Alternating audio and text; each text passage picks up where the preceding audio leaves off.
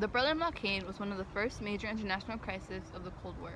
The heightening of the Cold War tension occurred in 1948 when the Soviets imposed a partial blockade of Berlin in April, and then a full blockade in June.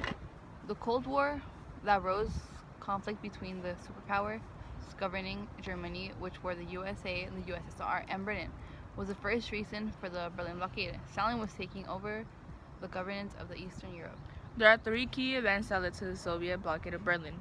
The first one was the institution of the Marshall Plan for European Recovery. The second one was the conferences of winter and spring of 1948.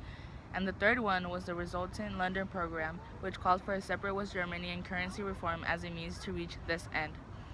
The Benelux nations, which were the Belgium, Netherlands, and the Luxembourg nations, embarked on a series of discussions held in London from February to June of 1948, known collectively as the London Conferences.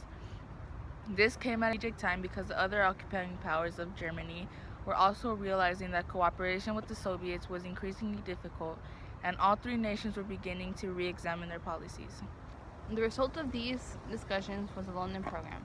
The main goal of the London Program was to establish a West Germany government, with the means to achieve this goal being the combinations of the three Western zones of occupations and a reform of currency.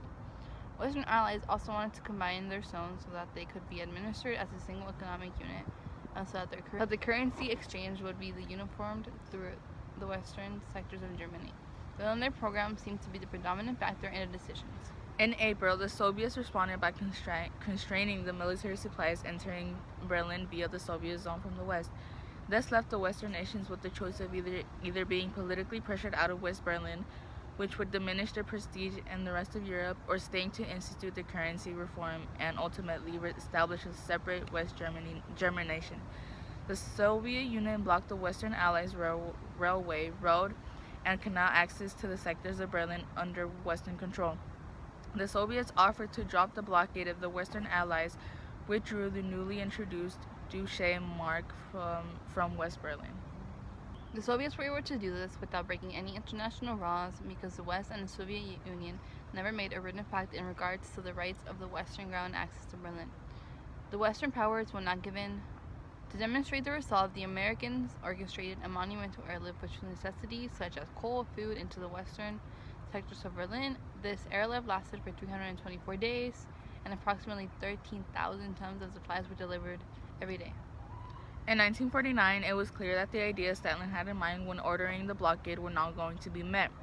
The U.S. was still continuing its counter-blockade measures, the separate Western government in Germany was about to be established, and the North Atlantic Treaty was being signed in Washington.